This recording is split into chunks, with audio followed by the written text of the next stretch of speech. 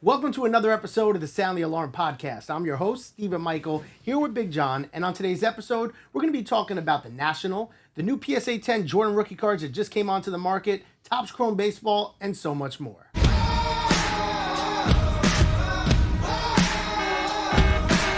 First thing I want to talk about, the National is coming up this next week. That's National, no S. Some people call it the Nationals. It's not Washington Nationals. It's one of your pet peeves. That's why I brought it up. So bad. That was the first thing I was going to say. I didn't even know you were going to say it. It's brutal. Frank is a bad culprit of that. Oh, man. Going to the Nationals. So it's just National, but it's starting next week. It's a week long. Are you excited for it? What are you looking for from it? Tell the people who have never been, maybe that are going, what they can expect. Well, the thing with the National that I love is I don't do any other shows. I don't go to Dallas. Right. I don't go to Burbank. I don't go to the Mint. If I know that doesn't exist anymore, but I don't do anything like that.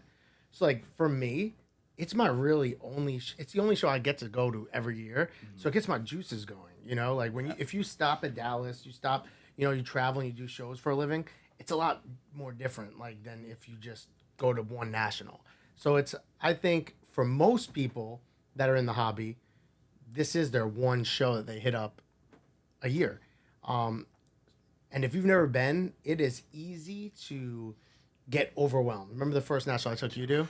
Yeah. You don't know where to start. It's a sea of tables. It's a sea of tables. It's like a labyrinth. Like, I don't even know how to... I couldn't even explain to you. Because if I were to tell you, imagine sitting at MSG and it was just all tables, even that doesn't do justice. It's still... You actually... I'm glad you brought up, like, the stadium. You actually need, like, an aerial view of it to, like, be able to tell where all the tables are. Because if you start walking just looking at cards, you have no idea what tables you've seen already, no idea what cards you've seen already. You can't remember, have I been in this area? Have I been in this area? It's too much. I think the best way to explain it is, imagine you were on the beach and you had your toes in the water of the ocean. And you look to your left and you look to your right, and it was just all tables and you couldn't tell how far down it went. That's the National. You can literally keep on walking and the view never changes. It's just tables everywhere. And why did your toes have to be in the water?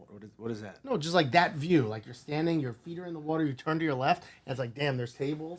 I think and it's like that never-ending view. That's like some deeper issues. Or imagine looking into like the ocean straight ahead, and there's just all water. That's the National. That's a better one. Forget the toes. Right, you're looking out into the ocean. That's why I said it's a sea of tables. You look out into the ocean, you can't see like how far things go. It's freaking insane. There's like a little piece of land on the end that you could maybe see. So, like, I know we're doing this off the fly, so I want to say one thing is, a lot of people are going to say don't spend your money at the beginning, but sometimes you might find the best deal the first day. I remember when we walked last National, the first card I bought was actually one of the best deals I got of the entire National. It was a Allen and Ginter Diamond Ohtani card. It was like a $400 card, and I got it for $250. Didn't haggle. I just said, what could you do? Right. So, like, you have to remember, these dealers have two different mindsets. One is, let me try to make as much as I can at the beginning and find as much profit as I can. And then at the end of the show, I'll start taking deals and do what I have to do. But there's dealers out there that are like, listen, my table costs $10,000. I need to make back that $10,000 mentally in order to enjoy the rest of my week. Right. So it's like, you may find the deal that you're looking for at the price point you're looking for on the first freaking hour of the show. So don't be scared. If you go there with a $500 budget and you find that card for $500 and it's a good deal, you're probably not going to find a better deal. Just take it, you know? Don't get paralysis by analysis. Yeah. If you're bringing your own cards, don't be afraid to, put your case on the table, show them what you got. So many deals happen that way. As, a vendor with a table, like, we love when people come up with cards. You never know what you're going to see. So don't be afraid if you have your cards you're trying to sell or trade or do whatever. Show everybody. There's a buyer for everything. And you have to remember, the people on the other side of the table, they paid to be there.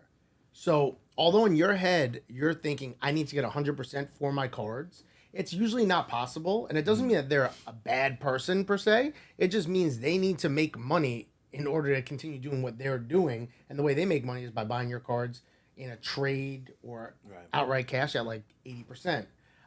Now, there are some dealers out there that are scumbags, I'll say it, and they'll offer you 40, 50%. But, you have to be able to just know that right off the rip after your experience with them, walk away. You don't have to say yes to every deal.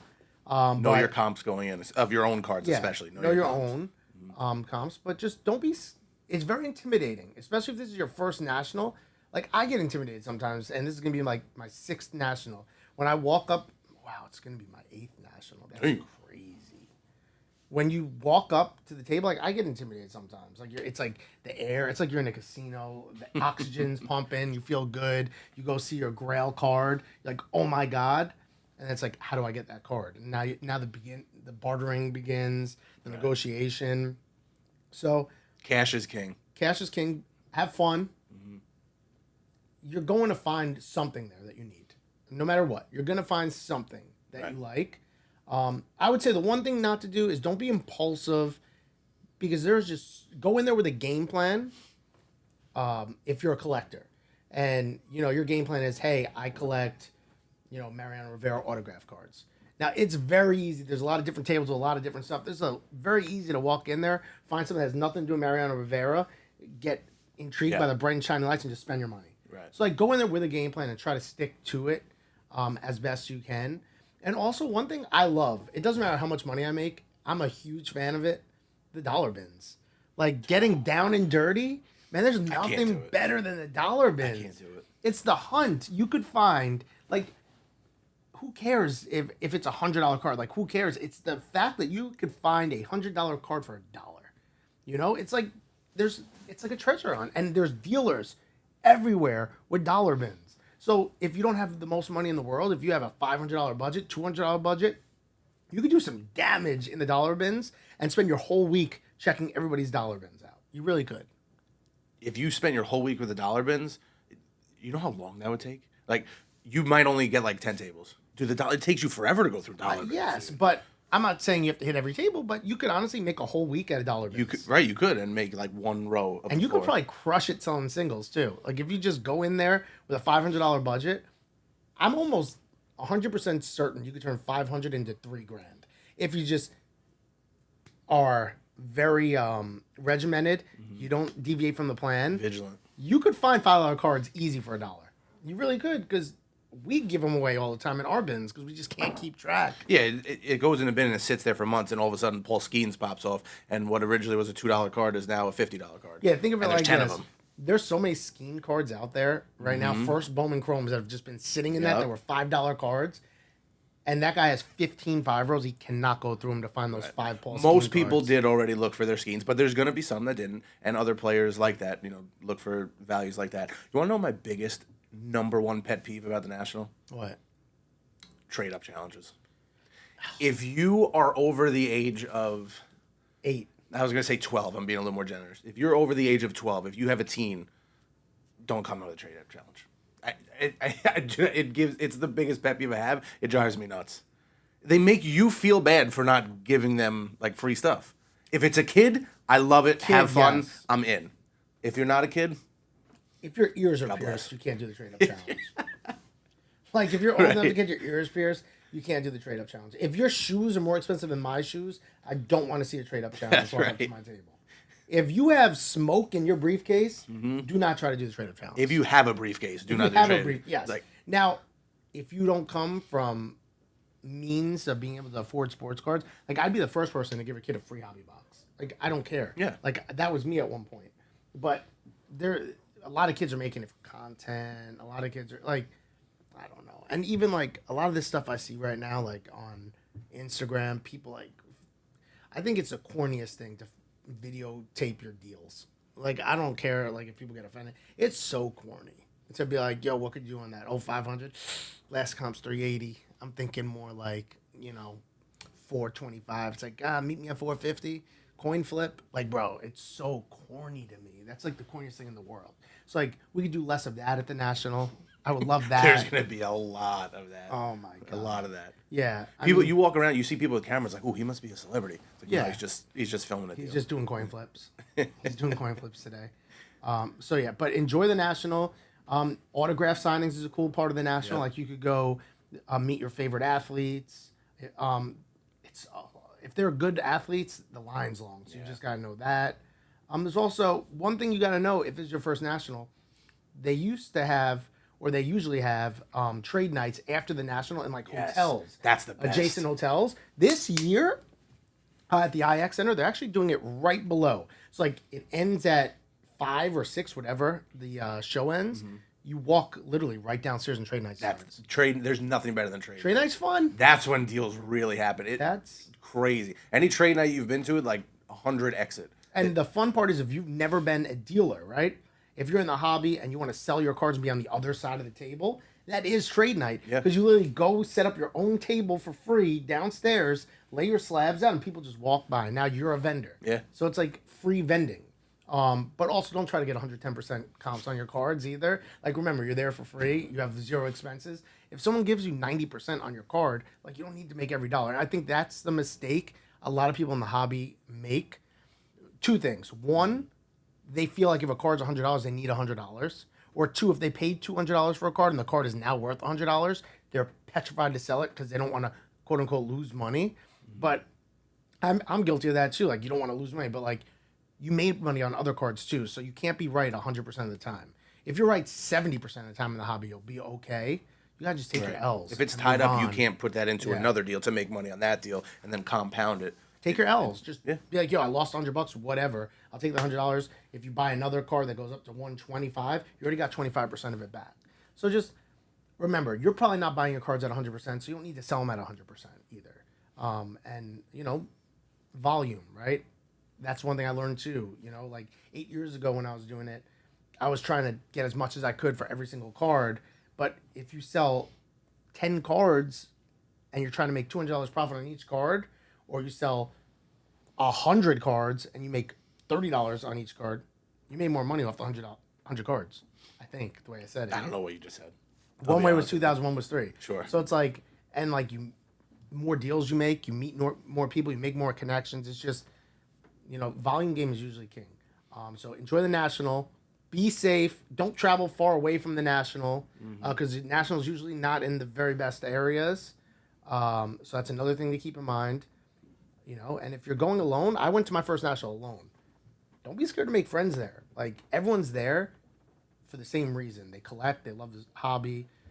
It's a passion of theirs.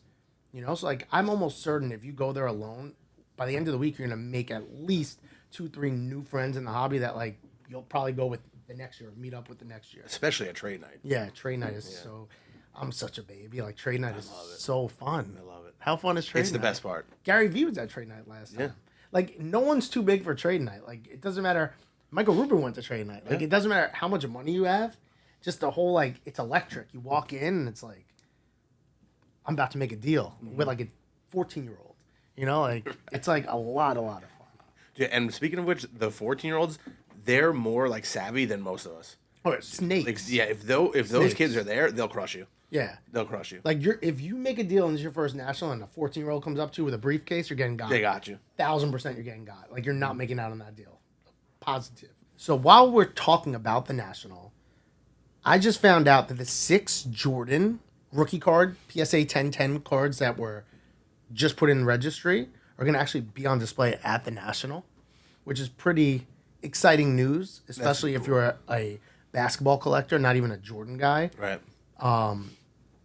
But with that being said, there's a lot of controversy around these cards. One, the biggest thing, Jordan did it for free. Right. So, like, why? Allegedly. Allegedly did it for free. And 2, the owner of the cards chose to get the card signed in blue Sharpie, which is very tough to see on the Fleer card. Yeah. Now, number 2, I understand why they would do it, because you're almost guaranteed the 10-10 grade. Well, not the PSA 10. Like, that's ballsy. I don't know if I could do that. Right. Like, you're not guaranteed another PSA 10 on the card. But the auto grade, yes, a 10, especially with the blue Sharpie. Right. But does it matter? Like, do you need the autograph graded, or would you rather it be in like a nice paint pen? I'd rather it be like a red. I'd rather it look nice than be graded. Yeah, and just not have an auto grade, because like we already know what a 10 auto is when you look at it. Right. So that I disagree with the seller by doing, because like you really have a lot of trouble making out the autograph. The thing I'm more curious about is why Jordan signed for free. What's your idea on it? I don't know. Why don't you speak on it, John? I don't know. Well, we used to have a gambling segment on here. We could just leave it at that. What do you- Filthbombbets.com. Join the Discord. What do they go for? You think? Oh, each What one. would they be worth? Each one. Was there an is- estimation I of think what they're worth? I don't know if there's estimations. I figure though, I think these the only 6 in existence. Do we know? We don't know. I'm assuming. I don't think there's any, or if there are, there's not many. I think these have to be over $1 million each. Wow. Gun to my head. I think they have to be. Even if there was 10, the demand for 10. What would you rather have? So like we can put this into like a larger issue or a larger topic. The in-person auto. It usually doesn't get a lot of love in the hobby. It does on rookie cards. It does on rookie Well, cards. Specifically to Jordan, it does obviously because he didn't have any. But when other rookies have licensed autos on card, the in-persons don't really get that much love. Would you rather have that or see something like the Ultimate Collection logo man where it's licensed by Upper Deck on card like that? All right, so it depends I don't. because Obviously, the card's insane. So me saying like I don't love that it's an in-person auto like that sounds ridiculous. But in perspective, I obviously much would rather have been like an Ultimate Collection or Exquisite.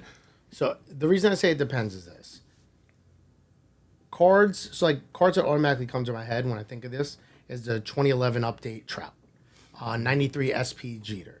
So like it depends on how iconic a card is. For 89 Upper Deck Griffey. Right. So it depends how iconic is the card. So like in those 3 cases, especially the Jeter and Griffey, because the Trout, the verdict's still out on his career, although he's a great GOAT-like player right now. People weren't getting those cards signed, right? Like people weren't getting their rookie card signed in '93. They weren't, and like there wasn't the pack fresh autograph in '89. There wasn't the pack fresh in '93, right? So it's like if you somehow were able, I don't think there's more than 5 PSA 10 SP Jeters in existence anyway. But like if you got a clean auto on like a high grade Jeter or a clean auto on a PSA 10 Griffey, the premium's so up. And even on the Trout, there's such a premium because I remember they were going for like $5K with just like his nickname written in Sharpie and just signed. It depends on how iconic. Like you'll see a Bobby Witt first looking crazy in paint pen, but it won't get the same premium. Right. So because he has first autos. Yeah, so it does go back to just how iconic the card is. Now I think when you talk about iconic cards, the Fleer Jordan rookie is like top 5, right? Oh, definitely. Yeah. A lot of people would say it's number 1. Yeah, I mean, I think the Mantle rookie, right, might give it a run for its money. Yeah, of course. 89 Griffey might give it a run for its money because that's like Yeah, I think the people most would take the printed card Jordan. of all time, So those cards in high grade bring a premium, but now you bring a high grade autograph, it definitely brings premium. So I think for the most part, yes, you're right. Like if Julio starts signing his Topps update rookie, nobody cares. Right. But I do understand why it gets a premium because the scarcity of the high grade, high auto grade on a vintage, 93's vintage. We're getting old. Who's on a we? vintage card. I mean, you're like Who's 5 we? years behind me. Who's we? Let's be real. When 5? I'm 60, you're gonna be 5? 65. 5? Wait, how? 6? When I'm 66, let's just knock fam, off years for no you're reason. old Knock off at years. 60. Let's not act like. Oh, but it was 65 and 59. It's not okay. You bumped it up to 66 and 60. It's old. Okay. All right, so a 1966 Topps Batman PSA 9 card it. sold recently for $45,000. I don't know how many 10s there are out there. I don't know if a 10 exists. I'm assuming one does. But if it doesn't, that would put a 10 at like a cool $500,000. If that card existed, if there's one If of there's them. one of them, it could, yeah. Yeah, or even higher. But that leads me into my question of, obviously there's money in non-sport. We've seen it. Even with modern non-sport, we've seen it. Mm-hmm. Is this a segment that you would invest in of the market? Do you think there's room for growth? Do you think that it's undervalued? I don't follow it closely enough to say that it's undervalued. But as far as do I see room for growth? Absolutely. I think there's always room for growth in TCG and especially, Marvel or DC or, any characters that have movies. Because all of a sudden a new movie comes out, boom. assuming that it's halfway decent or there's good actors playing it. So it can always go up, right? They're not actual athletes or real people, so there's no off the field stuff that they can get in trouble and Wander Franco their value. That's the best point. Right. The only thing, so they have growth if the movies come out. It goes down if they kind of, fall off the grid a little bit. People forget about them. No one's forgetting about Batman. No one's forgetting about Superman, Spider-Man. Like, these guys are staying around forever, and every new generation is going to, play with the toys, see the movies and all that. So as long as the movies stay out there, it's almost like it's a higher floor with a ceiling. Look, like, we're all wired the same as humans, for the most part, right? Like, some people are different one way than the other. But, like, as human, our basic instincts, right? So I look at it like this. I'm the same as most people. I wasn't a huge Batman guy. I literally almost bid on the Batman suit that was up for auction. It was at like 35, 40K, and I like almost threw a bid in on closing night. And like, what am I going to do? Wear it? Like, I don't know. Yeah. But like, if you bought that, you should have. But that's a badass item. And that's not even cards. That's just like memorabilia. But it's like, that Batman logo has been ingrained in me since like 5 years old. Everyone wants to be a superhero. And why does Batman do better than other ones? Because he was a regular person. It's like the whole thing, why does Steph Curry go so hard? He's like the most relatable player. He's 6'3", like, oh, I see what he does. I could do that. I don't have to be 6'9", and built like LeBron to do this. Batman was a regular person. Yeah. Who learned it. So it's like he is, as far as superhero goes, he's the most relatable superhero. And he's got the coolest gadgets and stuff. And so people relate to it. Like, I think even like, away from the superheroes, even Disney. Like, I invested in vintage Mickey Mouse this year. I never, if you told me 8 years ago, when I actually had enough money to buy cards, like for the first time, like real money, I had a job money, I'd be investing in Mickey Mouse. Like, no way. Right. But Disney Chrome came out, I got gassed up, and now I'm looking at vintage, because like I come from the vintage background on baseball cards. Yeah. And like vintage always is more steady. So it's like, nostalgia is powerful. From what I've seen, I think this segment is super, super undervalued. Now, I see a lot of influencers out there like pumping the hell out of it. They'll be pumping the hell out of Star Wars, especially. Yeah. I'm not a Star Wars person. I would say, though, like my gut tells me, if you're investing in Star Wars, you want to be looking at the rare stuff from like back in the day. The original. That's like, stuff, or the toys, or just like stuff that's strange. Like, you could still dabble in modern Star Wars cards. There's nothing wrong with that. Like, I have a Darth Maul. Like, I don't even know who that is, but I have a Superfractor from Finest, and like that's a badass card. Yeah. So like, I think you could still buy in that, but just from like an investing standpoint, I think just like even what it shows with the Batman that sold, like, I know Star Wars had sets in the 70s, I think. The Kenner dolls or whatever. I think like that's where I would look if I were buying into it. And then if I was a huge Star Wars buff, like I would still buy like Chrome Black, Galaxy, which is beautiful. Yeah. Chrome Finest, all that stuff. There's value in being the first to do anything, right? You look at people that when you're running like a 4-minute mile, right? It would never have been done. Someone does it, and then all of a sudden 30 more people do it. Any type of like sprinting, nobody ever hit this time, and then all of a sudden 20 people hit it. So being the first to do something has value, and that's kind of like the movies too. So being the original movie or the original characters in that time period, that's always going to hold value no matter who comes out later in the saga. I don't know why I thought about it while you're saying that, but what Topps would be? What would be so cool if Topps did? Usain Bolt Superfractor. That would go hard. Wait, is he going to be? No, he's not going to. No, he's done. He's done. No, but Olympic Chrome comes out. Yeah, Olympic. He's not in it? I don't think so. He's done. Check the checklist, though. I will check. Well, yeah, I don't know if they're doing like old. Yeah, that would be so if they're doing old, that would be fire. But I wasn't even thinking that. Yeah. Transcendent Star Wars. I think they did it in the past. Imagine you bring back Transcendent Star Wars, right? So the state of the hobby, where we're at right now, I think we could do it. You put it out at like a $12,000 price point, set it up the same way as baseball, but you have your Harrison Fords, to do the play Skywalker. I was going to say, keep going. That's all you have. Harrison Natalie Portman. Okay. All right. That's more than I would Zoe have Saldana, whatever. Stop, but that's not real. Is that real, Someone Dave? Fact check that. With which?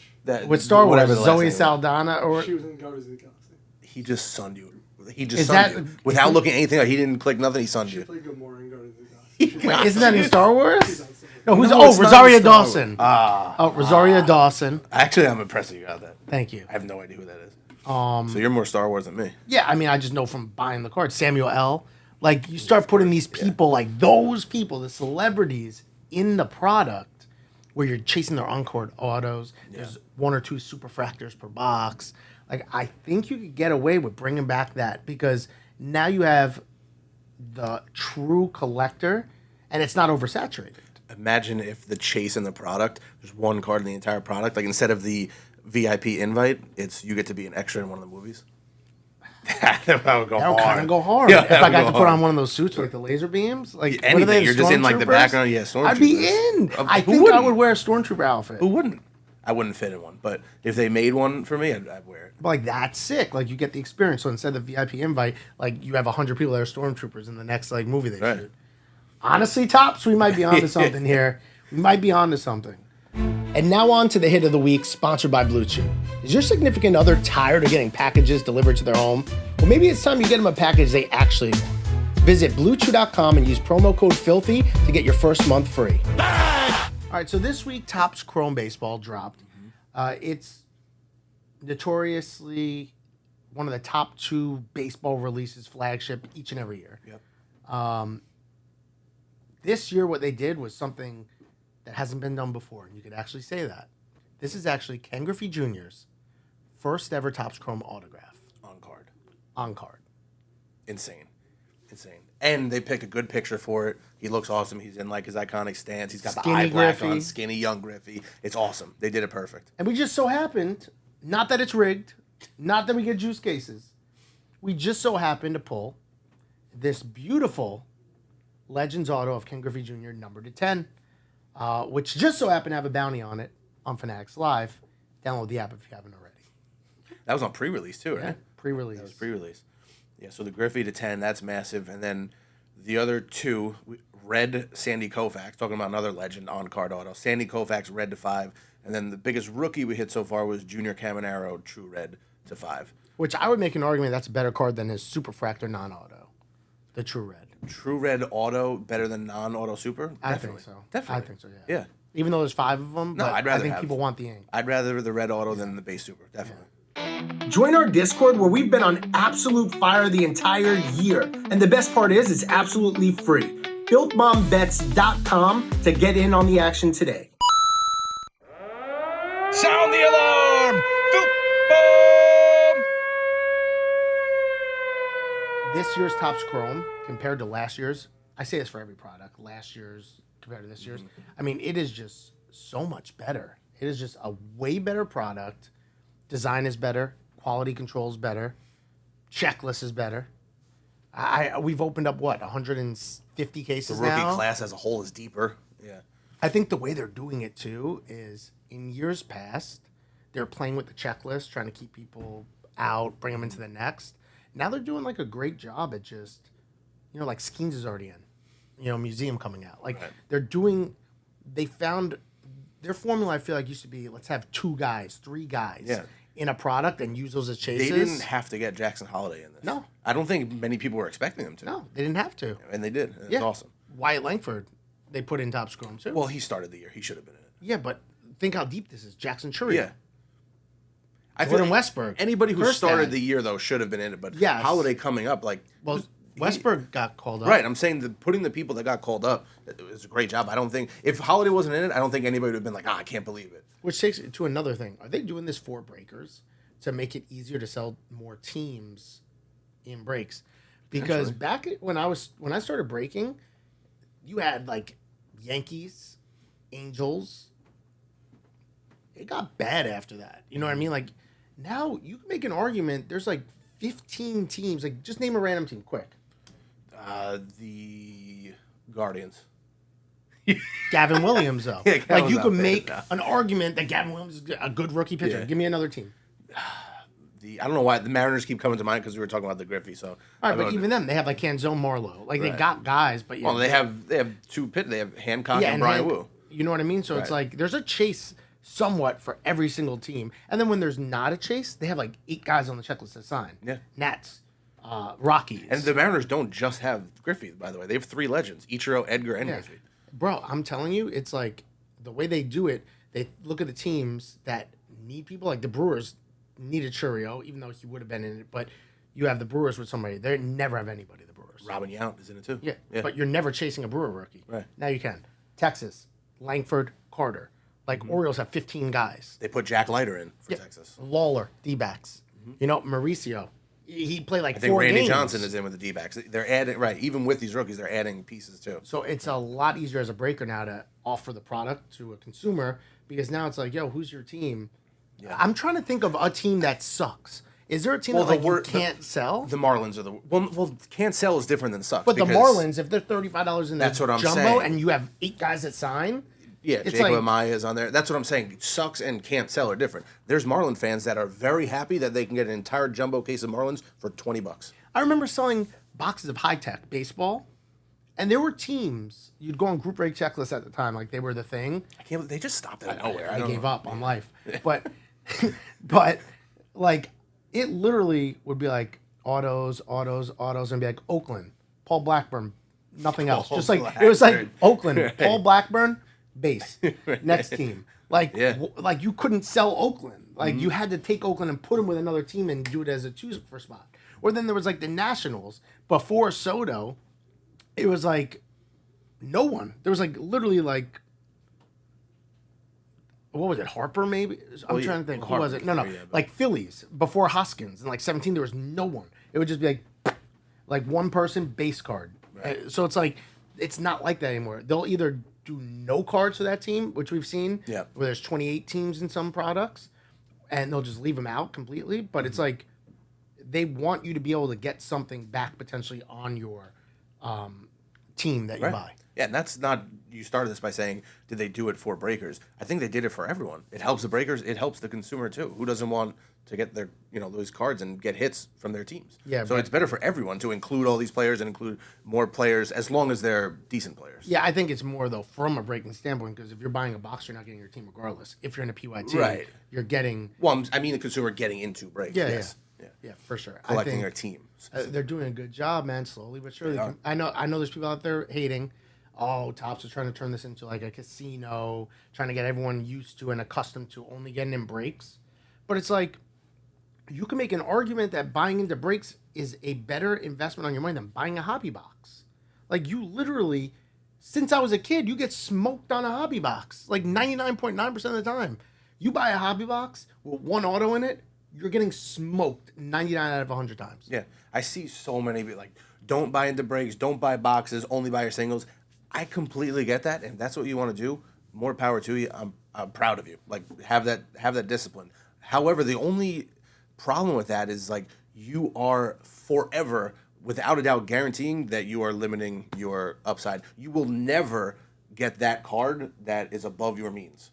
Guaranteed. So what I would do if you want to be disciplined is budget for your singles and for breaks because they're fun too. So if you want to spend $500. Okay, maybe put $350 of it to your single and dabble in a break for $150. And then you never know, maybe you hit that Griffey to 10 that you never would have bought off eBay. Listen, I don't disagree with anything you're saying. I'm a breaker, right? Technically, like I'm a breaker, so everyone's going to be like, oh, it's so easy. Of course you're going to make an argument for breaking. I'm trying, as you're saying that, to make an argument for buying a box over breaking. I can't. Well, yeah. Think. Right. Give me a reason why you would buy a box over getting in a break. So you could the feeling of physically ripping a pack. That's it. I don't like when me personally. I get into breaks. I don't buy boxes. Yeah. Why? Like you can't make that. I can make like 10 arguments for why you should get in a break. Buy into a player break. You can target your exact player. Like there's so many pros, and like there's this old school mentality of you're taking away the boxes from the hobby store. Like you can make an argument that a hobby store selling you a box is even like. They know you're not hitting shit out of that box most likely. You know what I mean? They're just there like, waving like you're probably not hitting shit out of your box. And they're going to continue to sell you that box. Like what's worse, that or offering a pick your team break where like someone's getting something. I would rather have a team that I like, or even if it's a gut feeling, I feel like this team's going to do good. I would rather have that team for an entire case, knowing there's going to be some good stuff out of the case, than one box where, out of 12, you know there's going to be some dud boxes. Yeah. So I'd rather have the chance of the entire case with a But team even the than one box boxes with that every are team. good a lot of times in a case are not getting you back your money on the box. You know what I mean? Especially where the secondary market's taking it. You can make it say, yeah, at cost, you'll get back, but cool. They're not selling it to you for cost. Right. So you have to think of it like that too. Like, I know we got off on a sidetrack, but I think we make some good points here. I think there's something here. Listen, I don't have a problem saying it because like I'm saying what I do. I don't buy boxes for myself. When I do buy cards, I get into a break. But I rip boxes for myself. Or I do smoked. buy singles too. I get smoked. Right. Yeah. I literally. Well, that's why I don't. I see how much you get smoked. I think I'm down like Don't even too say a much number. money Don't in my even say life a number. buying boxes, opening up boxes, because like I said, everyone's wired the same way as humans. This is another example. Like, just because you go to the store and buy boxes and get smoked, like I have the urge to get smoked too. Yeah. So like I open up box after box looking for that golden ticket, and it's like I usually don't have anything to show for it. Now, I don't buy into breaks a lot, but the times I have, we bought in with Leighton, with the Lakers, hit a $20,000 LeBron, sold it for $20K. Like, that's literally one of the only breaks I bought into 2 years ago. Yeah. You know, like, is it lucky? Yes. I think we did something else good too. Did we get into another break together? We did a big football break around Super Bowl time, but we didn't. No, it wasn't that. I forget now. But I got into one other break, and I remember getting like $2,000 back on the break. I don't know if it was you or maybe I was with Frankie, because Frankie's so lucky. Yeah, Frank's so lucky. But it's like Frank was with the LeBron. You know what I mean? Like, real quick, I opened up 5 cases of Prism Choice last year, right? Just to give you an idea. I pulled the Giddy Nebula, or it was 2 years ago. The Giddy Nebula rookie, sold it for $60,000. I lost money. Moment of silence for that person. But I'm saying, yeah, moment of silence. I lost money. So I had a $60,000 card ripping wax and lost money. Yeah. Like, that should just be like, rest your case. How much do you have to rip to make money? You know? I mean, not saying you're going to make money breaking. Right, nobody wants to use the G word, but it all is, in a sense. Like, no matter what you do, unless you really just buy your single, but, like, as long as you are disciplined and budget yourself accordingly, I think it's okay to do a little bit of everything. Yeah, I really do. And I do feel like, listen, if you go into a break and you buy 20 teams, you're going to get smoked probably. The whole point of a pick your team format is you need discipline. You got to chase the same team over and over and over. Or there's some people that just say, hey, I'm going to get the 3 top teams no matter what. Right. And like, but if you go in there, you might as well just dome a case if you're going to buy like 80% of the break at that point. Yeah. Like then the numbers get skewed again, and you can make the argument that it's no different than ripping wax. Mm-hmm. So like breaking, you got to break responsibly, 100%. Yeah. You need to have a game plan. But also, like, if you got the money like that, like, who am I to tell you how to, you know, like, if you want to buy 80% of a break, buy it. If you want to go rip cases of NT to the dome, rip them. If it's fun to you and you have it, then yeah. But sure. if you don't Do have you want. it, that's what I'm talking about. Right. Now. If you don't have it, you could spend $1,000 in group breaks over a month and not lose $1,000. If you buy $1,000 worth of hobby boxes, I promise you right now, if you come to our store and I sell you $1,000 worth of hobby boxes and we do like a documentary on this, you're not getting back $80.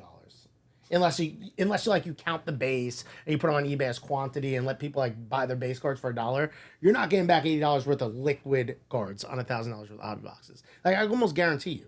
Like, because that's like nowadays it's like 2 boxes. I'm thinking like Topps. I'm thinking Topps product. Like, I don't think you're getting back $1,000. I mean like $80. flagship? Yeah, no, I'm thinking like, all right, say you dome some chrome, not on release day. Yeah. So let's go to 2023. Well, that's like Gunner. yeah. So that's like 3 boxes. Yeah, 3 boxes of jumbo jumbo. boxes, You get 12 autos. Unless you hit Gunner, unless you hit Carroll, which is or Volpe, which is or Adley, there's 4 outs. Everything else, for the most part, right now is like $2 for the autos. And unless you get like some Otani color, like you're piecing together that 80. Like you're like competent, like crying, like you're not getting back that 80. So it's like, You know, like I'm just making more arguments for breaks. But like if you get into a break, right, and you spend $1,000 on the New York Yankees for a hobby, that gets you 3 cases worth. You're getting back more than $80 on 3 cases of hobby worth of Yankees. Like I can almost guarantee you that with the Judge buybacks. Well, yeah, just that alone, yeah. You know, like Right. I make another good case. Like if you get the Yankees in high twos, low threes, why are you not with $40 refractor buybacks? Same thing with the Dodgers right now. Yeah, you got Yamamoto. Yeah, assuming they win the MVPs, but You're guaranteed Yamamoto's and Ohtani's if you get into 3 cases of hobby. Guaranteed, they're in there. yeah. Are you guaranteed like $80 back in Ohtani right now? I think so. On 3 cases of hobby, He's got to win the MVP, All right, but yeah, but most let's likely, say- yeah. you're not guaranteed that in 3 hobby boxes. No, of course not.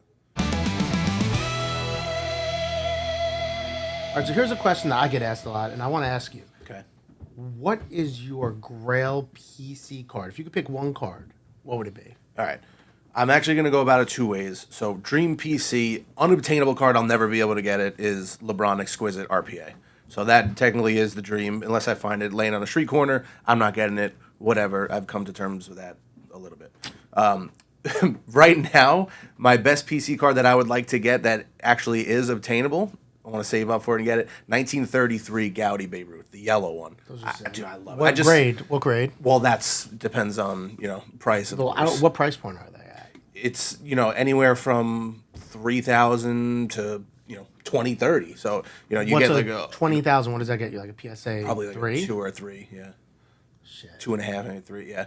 So I'm probably looking at like a PSA 1, maybe to a 2. But just to have that card right now, that would be my dream PC. I just think he's gonna stand the test of time. He's Babe Ruth. He's got the name. Like he's never going away. I think it's just a card that I could hold forever, pass it down to my son. He could pass it to his kids, whatever. So that would be my card, Babe Ruth. What about you? I don't really have one. A card. I mean, it's easy for me to say Jackie Robinson, rookie, PSA 10 from Leaf, 48 Leaf. But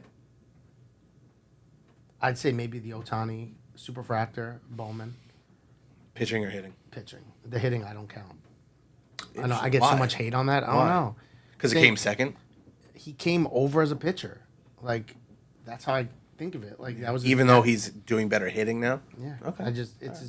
He came over as a pitcher. Everybody was like, yo, he's going to be a pitcher that hits. Yeah.